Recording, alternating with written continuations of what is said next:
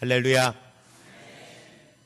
우리는 다윗에 대하여서 성경을 볼 때마다 다윗에 대한 이야기를 수없이 듣고 보았고, 또 저는 그 다윗에 대하여 수없이 설교를 했던 것 같습니다. 오늘 다윗이 사무엘상에 처음 등장할 때의 그의 모습은 그렇게 사람들에게 주목받았던 인물은 아니었습니다. 목동이었습니다. 어떻게 보면 사람들에게 알려져 있지 않았고, 그 가정에서조차도 그의 존재감에 대해서는 그렇게 마음에 두지 않았던 존재였던 것 같습니다. 하나님이 사울을 왕에서 폐하시고 새로운 사람을 왕에 세우고자 하였을 때에 하나님의 마음에 기억되어진 사람, 하나님의 눈길이 향하였던 사람, 이 사람이면 되겠구나, 이 사람을 세워야 되겠구나. 그는 소년이었습니다. 외적으로 그렇게 특별하게 사람들에게 기억되어질 만한 어떠한 사건과 어떠한 환경 속의 사람들 앞에 등장했던 인물도 아니었습니다. 그런데 적어도 하나님은 그를 보고 내 마음에 합한 자라 하여 그를 세울 것을 마음에 작정을 하셨습니다. 그의 선지자인 사무엘을 보내어서 이새의 가정 가운데에 한 자녀를 기름 부어 세울 것을 원하여 보냈는데 뜻하지 아니하는 변수가 생겼습니다. 사무엘이 이새의 아들 큰아들을 보고 그가 하나님이 세우고자 하는 사람이라는 마음이 들었습니다. 외적인 외모를 보았을 때 이 사람이겠구나, 하나님 이 사람입니까? 그런데 중요한 건 하나님이 사무엘과 타협하지 않았다라는 겁니다. 왜 너는 그렇게 생각하니? 묻지도 않았습니다. 아니라 하나님의 계획 앞에 모든 이들이 같은 마음은 아니었지만 하나님은 그 마음을 굽히지 아니하고 7 아들을 그 앞을 지날 때까지 하나님은 기다리십니다. 그리고 멀리에 있는 다윗을 부르게 하고 그 다윗을 하나님이 기름 부어 세우는 장면, 그게 다윗이 처음 성경에 등장할 때의 모습이었습니다. 그런데 우리가 기억하고 있는 건 그 다윗에게 사무엘이 뿔에서 취한 기름을 가지고 그에게 부었을 때에 성령이 그 가운데 임하였다라고 성경은 이야기를 합니다. 어떻게 보면 그때부터 다윗의 삶과 다윗이 하나님을 향하여서 계획하신 하나님의 선한 일들이 시작되어진 시점이 아닐까 생각합니다. 우리는 17장에서 또 등장하는 다윗의 모습을 보았습니다. 그는 아버지의 심부름으로 전쟁터에 나가 있는 형들의 안부를 확인하기 위하여 전쟁터에 나아갔습니다. 그 어떤 것도 계획되어진 것이 아니었습니다. 하나님이 이새에게 다윗을 전쟁터에 보내보아라 하지도 않았습니다. 하나님이 사울에게 이새의 가정에 다윗이라고 하는 소년이 있으니 그를 전쟁터에 데리고 나와라 말씀하지도 않았습니다. 그냥 형들의 안부를 묻기 위하여 다윗을 전쟁터에 내보내면서 등장한 다윗이 골리앗과의 전투 이후에 이스라엘의 승리, 그리고 그가 사울 왕 앞에서 행하는 말들, 그게 17장 후반절까지 기록되어진 내용입니다. 그리고 18장부터 구체적으로 이제 다윗이 앞에 나오기를 시작합니다.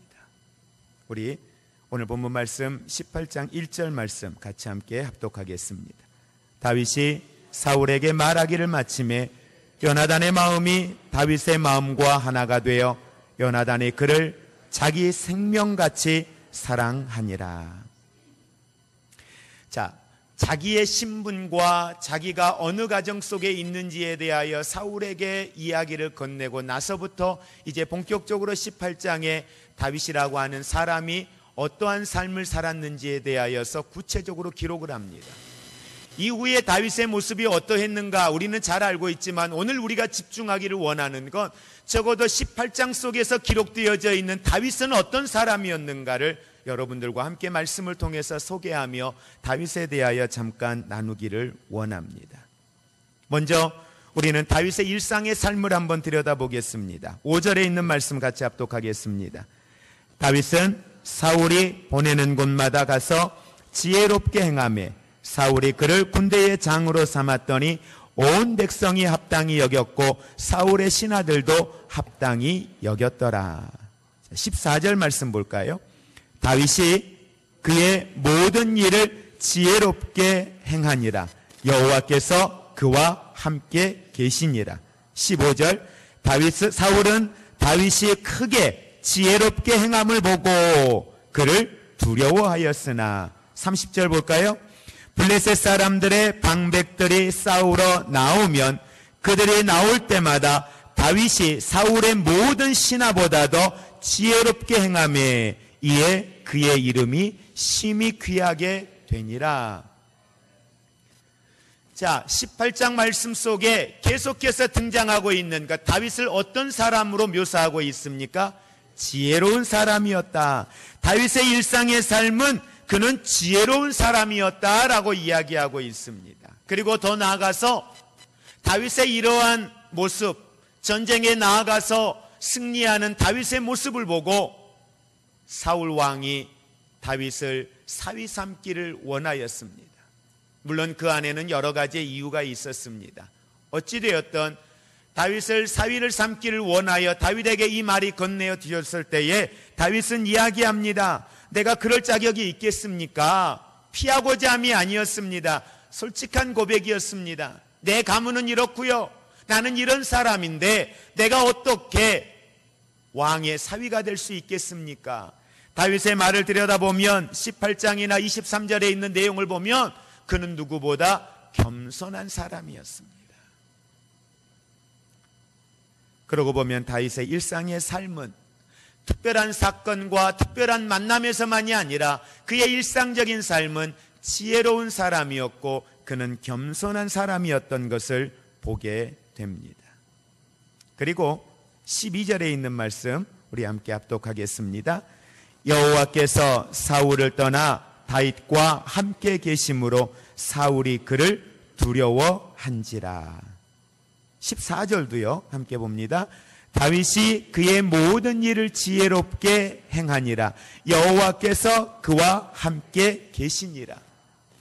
오늘 18장에 있는 말씀 속에 다윗에 대하여 소개하는데 그 다윗은 어떤 사람이었는가? 그는 하나님께서 함께하는 사람이었다.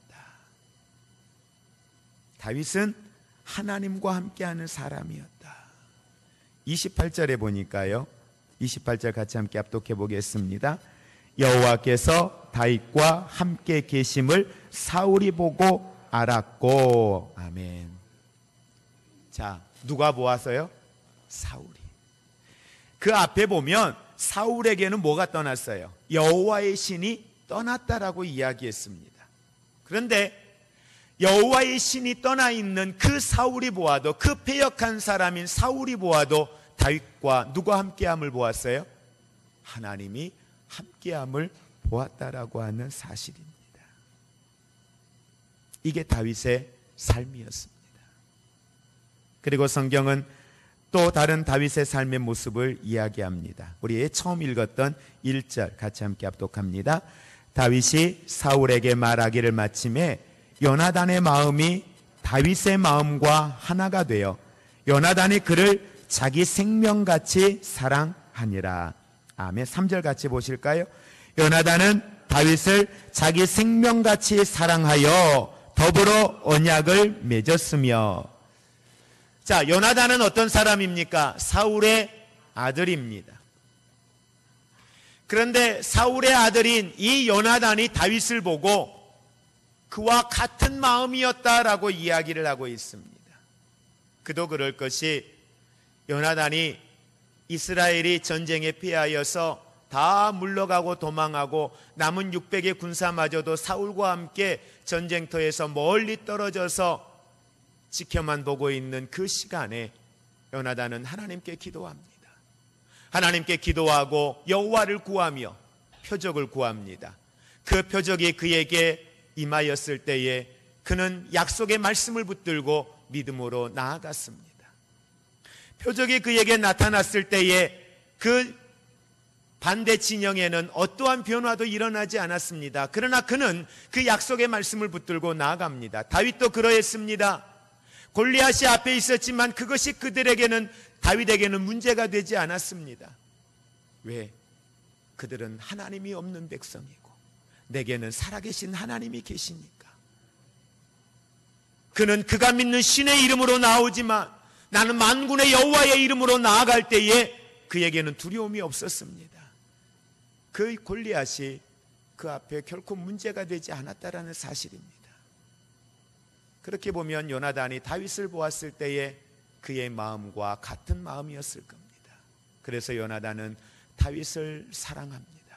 자기 목숨처럼 사랑했습니다. 그리고 자기가 가지고 있는 중요한 것들, 자기 신분에 맞는 그 옷과 그가 가지고 있는 전쟁터에 나아가 사용해야 될 그 무기들을 다윗에게 건네주는 장면을 보게 됩니다.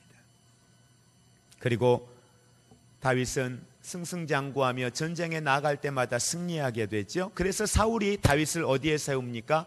군대의 장관으로 세웠다고 했습니다. 그런데 사울의 마음에도 들어서 다윗을 군대의 장관으로 세웠을 때에 이에 대한 백성과 신하들의 반응이 나옵니다. 5절 후반절에 보니까 온 백성이 이를 어떻게 여겼다? 합당하게 여겼다. 사울의 신하들도 합당히 여겼더라. 다윗은 왕으로부터, 왕의 아들인 요나단으로부터, 왕과 함께하는 신하들로부터, 온 백성들로부터 그는 인정받는 사람이었다라고 하는 사실입니다. 16절에 있는 말씀에 보면 이스라엘과 유다가 다윗을 사랑하였다라고 이야기합니다. 30절 말씀에 보면 그의 이름은 온 이스라엘 중에 귀중한 이름이 되었다.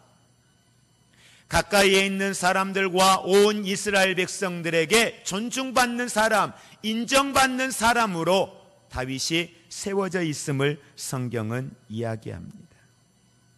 이러한 다윗에게도 시련과 고난은 찾아왔습니다. 믿음과 말씀 앞에 하나님의 뜻에 따라 순종하고 나아가지만 그러한 인생에도 무엇은 등장합니까? 반대된 세력은 꼭 있다는 사실입니다. 그게 누구였습니까? 바로 사울이었습니다.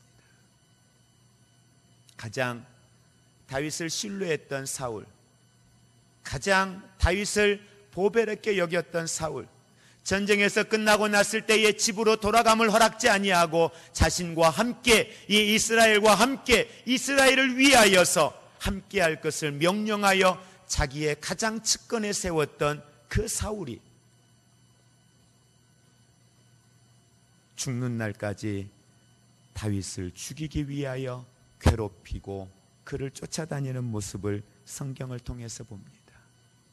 얼마나 다윗을 죽이고 싶었으면 자신의 큰딸과 둘째 딸, 이 딸들을 앞세워서 블레셋으로부터 다윗을 죽이게 하기 위하여서 계략을 꾸미는 장면들이 성경에 나오고, 사울은 자기의 그 마음의 분노를 참지 못하여 신하들과 사람들이 함께하는 그 현장에서 다윗을 향하여 자기의 옆에 세워놓았던 창을 들어 던지며 현장에서 2번이나 죽이려고 하는 악한 일을 꾀하였던 일들, 이게 바로 성경에 기록되어져 있는 다윗의 삶의 모습들입니다. 이와 같은 다윗의 삶에 대한 내용들은 우리는 수없이 들어서 너무도 잘 알고 있습니다. 여러분들은 이러한 다윗의 삶의 모습을 보고 무엇을 깨닫습니까? 이러한 다윗의 삶의 모습을 보고 여러분들은 삶에 어떠한 적용점들을 가지고 가셨습니까? 오늘 우리는 다윗의 이러한 삶을 보면서 몇 가지 함께 우리는 묵상하기를 원합니다. 바로 그건 다윗이 어떤 사람이었는가에 대한 부분을 먼저 우리는 잠깐 묵상을 하고자 합니다. 사실 잠언서나 전도서나 이러한 성경을 벗어나서 지혜에 대하여서 그렇게 많이 이야기를 다루는 곳은 그렇게 흔하지가 않습니다. 그런데 유독 사무엘상 28장에 있는 내용에는 지혜라고 하는 단어를 대단히 많이 다루고 있다라고 하는 사실입니다. 다윗을 표현할 때에 그는 지혜로운 사람이었다, 그는 경건한 사람이었다, 그는 신실한 사람이었다라고 하는 수식어가 계속해서 따라붙고 있습니다. 그런데 여러분, 지혜는 어디서 얻습니까? 자신의 삶의 경험을 통해서 지혜를 얻습니다. 배우는 지식을 통하여서 지혜를 얻습니다. 사람들과의 만남과 대화를 통하여서 지혜를 얻습니다. 내가 보는 책, 독서를 통하여 지혜를 얻습니다. 그런데 다윗을 보면 여기에서 말하는 지혜를 얻을 만한 만남이라든지 지혜를 얻을 만한 학식이라든지 지혜를 얻을 만한 어떠한 이러한 사회적 경험을 전혀 경험하지 못했던 사람입니다. 그런데 그가 지혜가 있었다라고 이야기합니다. 어떻게 이게 가능했을까요? 그에게 지혜가 있었다라고 하는 것은 처음에 여러분들에게 다윗을 소개할 때에 두 번째에 다윗은 하나님이 함께하는 사람이었다라고 소개를 해드렸습니다. 성경에 보면 잠언서 9장 10절에 보니까 여호와를 경외하는 것이 지혜의 근본이요 라고 이야기합니다. 다윗이 이렇게 지혜로운 사람이 될 수 있었던 것은 그는 온전히 여호와를 경외하는 사람이었다라고 하는 사실입니다. 우리가 기억할 것은 다윗이 지혜로운 사람이었다가 아니라 어떻게 지혜로운 사람이 될 수 있었느냐? 그건 그가 여호와를 경외하는 사람이었다.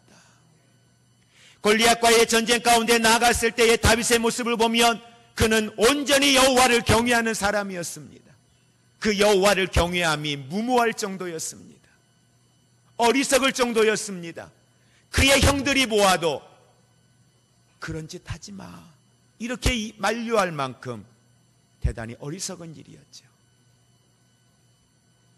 그런데 그는 여호와를 경외하는 사람, 하나님의 주권을 인정할 줄 아는 사람. 어떤 사람이 하나님을 경외합니까? 하나님이 어떤 분인지를 알았을 때 여호와를 경외할 수 있죠. 하나님이 어떤 분인지를 아는 거예요. 골리앗이 앞에 서 있는데 하나님이 어떤 분인지를 아니까 골리앗이 그에게 문제가 되지 않는 거예요. 요나단에게 그 블레셋이 그 앞에 있지만 다 도망가고 아무도 없지만 그 큰 성이, 그 수많은 사람들의 군사력이 문제가 되지 않는 거예요. 왜? 하나님이 어떤 분인지를 아니까. 그러니까 그 하나님을 경외하는 거죠. 범사에 그를 인정하라. 그리하면 내 길을 지도하시리라. 그 지도하신다라고 하는 속에 뭐가 담겨져 있어요? 하나님의 지혜가 그 안에 있다는 사실을 믿으시기를 바랍니다. 진정한 지혜와 경건, 바로 그것은 여호와를 경외할 때. 잠언 2장 5절 이하에 보면 여호와 경외하기를 깨달으며 하나님을 알게 되리니, 7절은 그는 정직한 자를 위하여 완전한 지혜를 예비하시며 행실이 온전한 자에게 방패가 되신다라고 말씀을 하고 있습니다. 오늘 저와 여러분들이 하나님이 주시는 지혜를 가지고 살아가기를 원합니다. 그러기 위해서 힘써 여호와를 경외하고 범사에 그 하나님이 어떤 분인지를 선포하고 그 하나님을 범사에 인정하며 살아가는 저와 여러분이 되시기를 주의 이름으로 축복을 드립니다. 그리하면 하나님께서 우리와 함께 하실 뿐만 아니라 우리는 모든 사람들로부터 존중받는 사람이 될 수 있다는 사실을 기억하시기를 바랍니다. 그리고 우리가 한 가지 더 묵상하기를 원하는 것은 우리가 믿음의 길을 걸어갈지라도 미움과 핍박은 반드시 따라올 수밖에 없다는 사실을 기억하시기를 바랍니다. 그런데 이걸 예수님도 그렇게 말씀을 하셔요. 무슨 말씀을 하시냐면 마태복음 10장 34절에 보니까 내가 세상에 화평을 주러 온 줄로 생각하지 말아라. 오히려 화평이 아니라 검을 주러 왔다라고 이야기합니다. 이 말이 이해가 안 되죠. 주님이 오신 것은 구원입니다. 주님이 오신 것은 평안입니다. 주님이 오시는 것은 살리기 위함입니다. 그런데 주님이 오신 것은 우리에게 화평이 아니라 검을 주시기 위해서 오셨다라고 이야기하고 있습니다. 무슨 말입니까?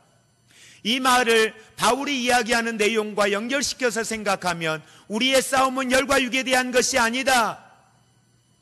이 어두움의 세력들, 악한 영의 세력들, 영적 싸움이라고 하는 사실을 분명히 성경은 이야기하고 있습니다. 자, 한번 보십시오. 다윗은 어떤 사람입니까? 하나님을 신뢰하는 사람입니다.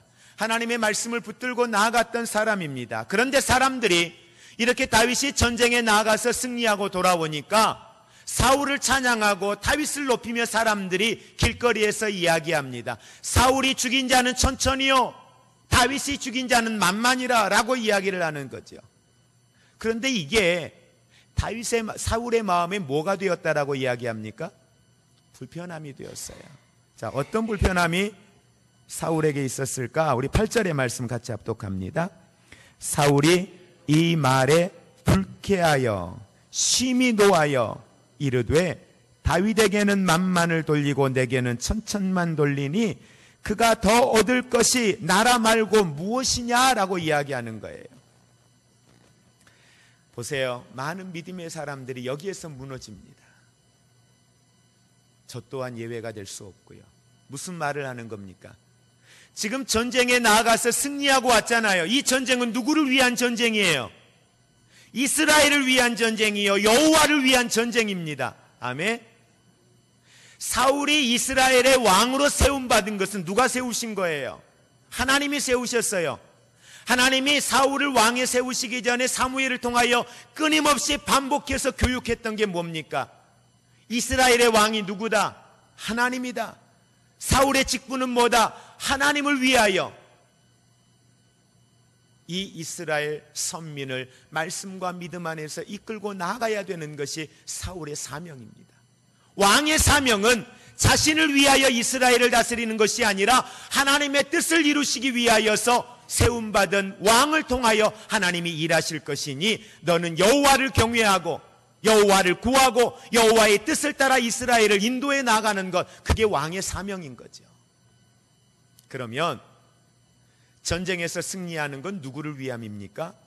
하나님을 위함입니다. 그런데 이 사울이 이걸 망각한 거예요. 이 말을 쉽게 표현하면 어떤 거냐면, 제가 자리를 비웠어요. 자리를 비우니까 수요일 날 정양호 목사님이 설교를 하셨는데, 정양호 목사님 설교를 들은 성도들이 너무 좋은 거예요. 목사님이 담임 목사가 설교한 것보다 너무 좋은 거예요. 너무 은혜를 받는 거예요. 설교를 하는데 병자들이 치유를 받고요, 마음에 약하였던 사람들이 힘을 얻고요, 말씀을 통한 성령의 기름 부으심이 강하게 임하는 걸 막 체험하는 거예요. 너무 좋은 거죠. 그러니까 담임 목사가 설교할 때는 성도들이 많이 안 나와도 정양호 목사님이 설교를 할 때는 막 성도들이 더 많이 나와서 기도하고 열심히 하는 거예요. 근데 그걸 보면서 누가 불편해해요? 제가 불편해하는 거예요. 그러면서 속으로 무슨 생각을 해요? 아, 이젠 때가 됐나 보다. 이제 내가 교회를 그만둘 때가 됐나 보다. 내가 이러다가 담임 목사 자리를 빼앗기면 어떡하지? 그러면서 누구를 갈구어요? 정양호 목사를 막 갈구는 거지. 네. 지금 그 장면이에요. 그리고 어떻게 하면 쫓아낼까? 아, 이러다가 내가 담임 목사 자리 빼앗기겠네. 이 정양호 목사님은 어떻게 해서든지 트집 잡아서 쫓아낼까. 그 장로님하고 당회를 할 때마다 막 부정적인 것만 이야기하는 거죠. 못 쓰겠어요. 아무래도 부목사 바꿔야 될 것 같아요. 이러면서 뭐예요? 어떻게 해서든지 쫓아낼 생각만 하는 거죠. 그게 지금 사울의 모습이에요. 자, 그게 제게 불편함의 이유가 된다면 저는 이 자리에 있는 이유, 이 자리에 있는 목적, 이 자리에 있는 사명을 저는 망각한 거죠. 아니, 성도들이 부목사님이 됐던 전도사님이 됐던 설교를 듣고 은혜 받고 성령 충만하고 말씀으로 충만해지면 뭐예요? 감사할 일이잖아요. 기뻐할 일이잖아요. 행복한 일이잖아요. 왜? 목회자의 사역의 목적이 뭐예요? 성도들을 말씀으로 세우고 양육하고 하나님 앞에 바르게 나아갈 수 있도록 목자의 사명을 감당하는 거잖아요. 세상 말로 표현하면 누구의 양이에요? 목사의 양이 아니란 말이에요. 여러분은 목사의 양이 아니에요. 여러분 누구의 양이에요? 하나님의 양인 거예요. 제가 여러분의 목자는 아니에요. 목자는 하나님이에요. 저는 여러분과 똑같이 예수 그리스도가 머리요, 머리 안에 있는 몸 안에 한 지체예요. 지체로서의 역할과 사명이 여러분을 말씀으로 양육하고 리더가 되어서 그 역할을 감당해 나아가는 게 저의 사명이지, 제가 목자는 아니란 말이에요. 예? 근데 제가 목자가 돼버리는 거예요. 내 양 만들려고 하는 거예요.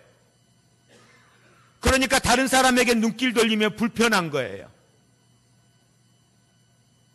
이건 말이 안 되죠.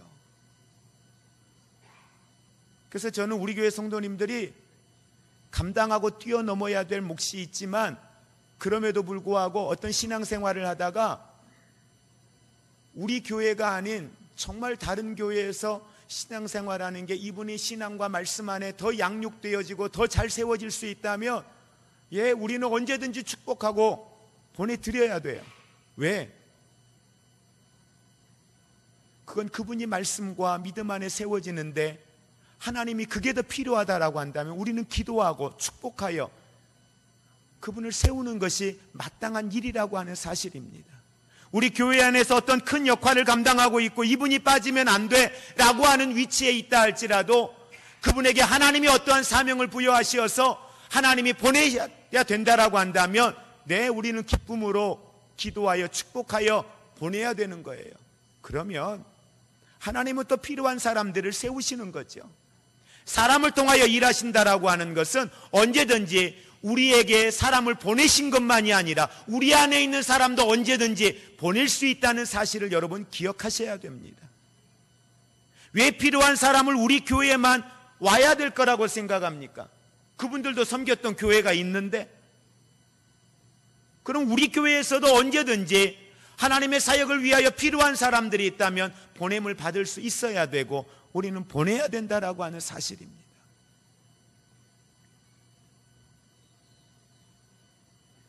왜 사울이 이러한 악을 행할 수밖에 없었는가? 그건 내가 왜 이 자리에 있는가에 대한 자기의 사명의 자리가 어떤 자리인지를 깨닫지 못했다는, 내 사명이 무엇인지, 내 삶의 본질이 무엇인지를 알지 못했다는 거예요.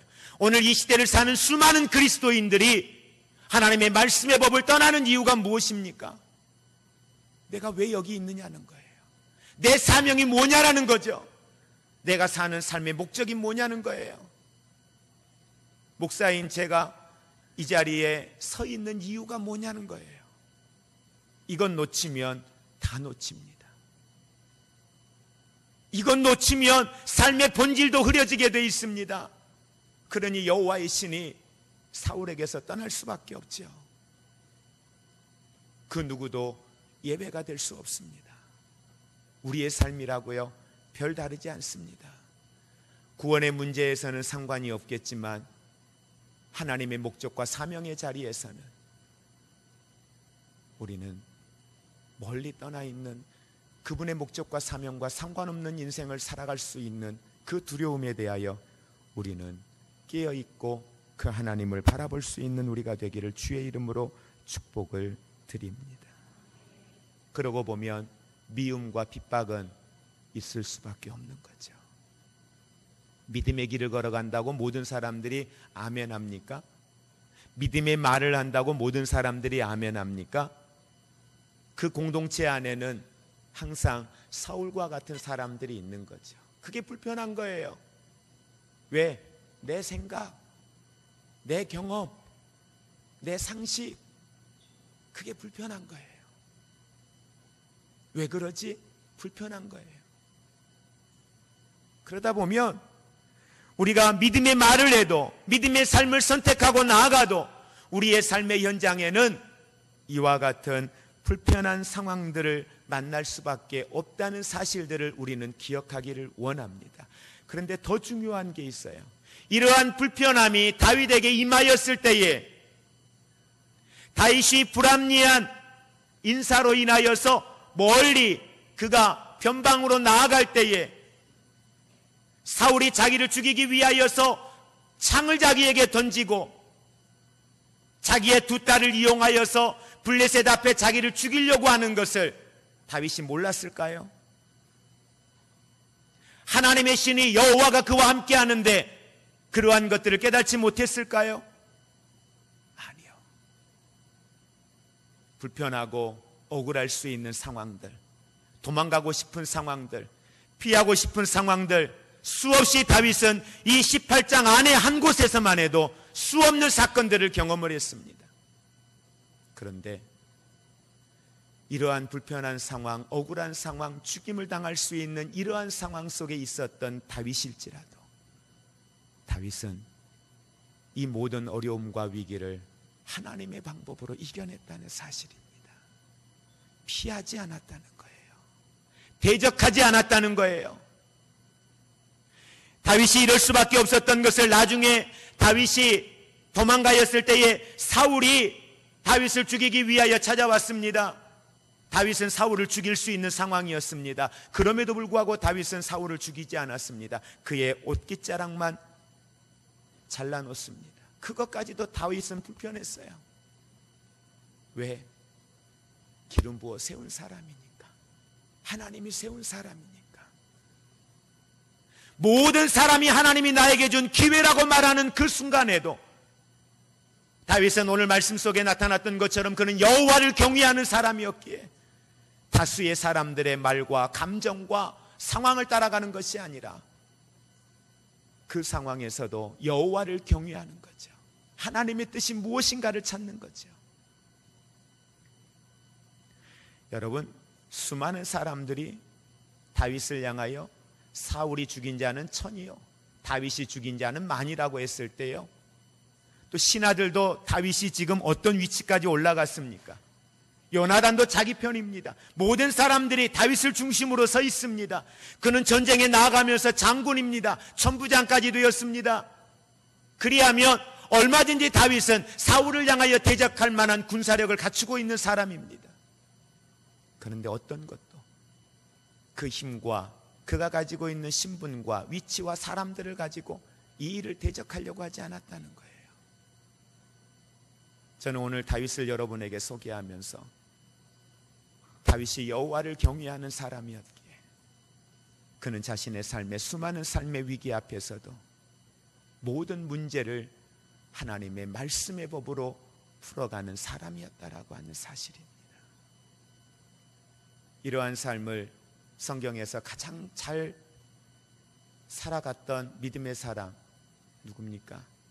요셉이었잖아요.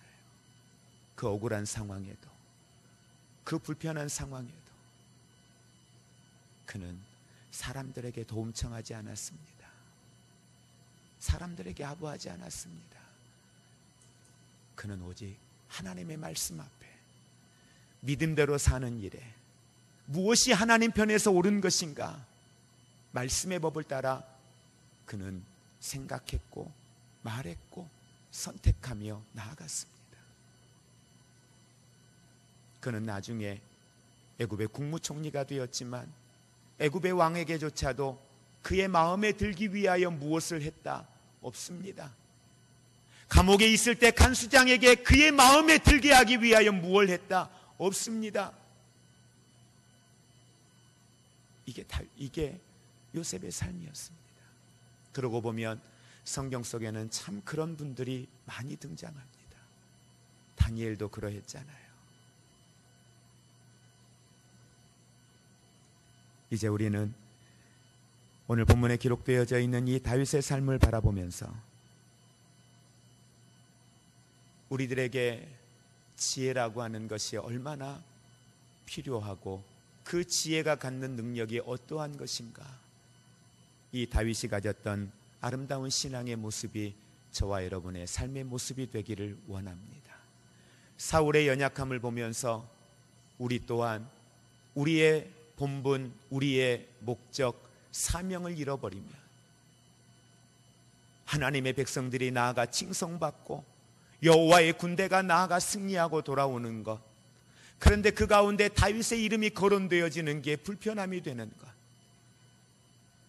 우리도 내게 맡겨진 직분과 사명, 내 위치의 본분을 잃어버리면 우리도 이와 같이 사울과 같은 연약함을 드러낼 수밖에 없다는 사실을 기억하고 어떤 상황에도 내가 누구인가에 대한 믿음 안에 나의 정체성을 바르게 갖는 하나님의 사람들이 되시기를 주의 이름으로 축복을 드립니다. 그러면 교만할 이유가 없어요. 내가라고 하는 말을 드러낼 이유가 없어요. 왜? 내가 누구인가 이걸 알면 그럴 이유가 없기 때문에.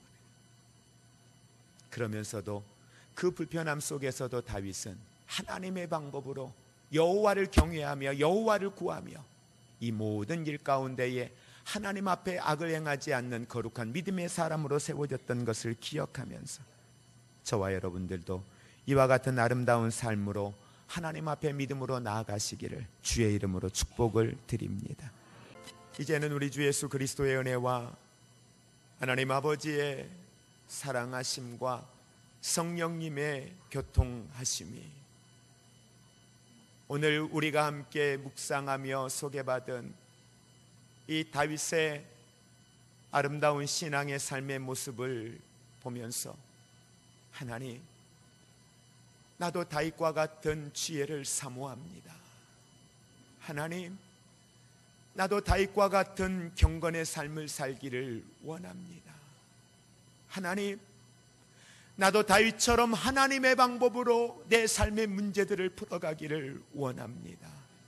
하나님, 혹여나 사울처럼 연약함으로 내게 주어진 목적과 사명을 잃어버리고 살아가지 않는 삶의 지혜를 깨달았습니다. 내가 주신 사명과 목적 따라 믿음의 길을 걸어가기를 원합니다. 이렇게 사모하며 결단하며 나아가는 사랑하는 모든 성도들 위해, 저들의 가정 위해, 우리의 삶과 사역의 현장들 위해 이제로부터 영원토록 함께 있을지어다. 아멘.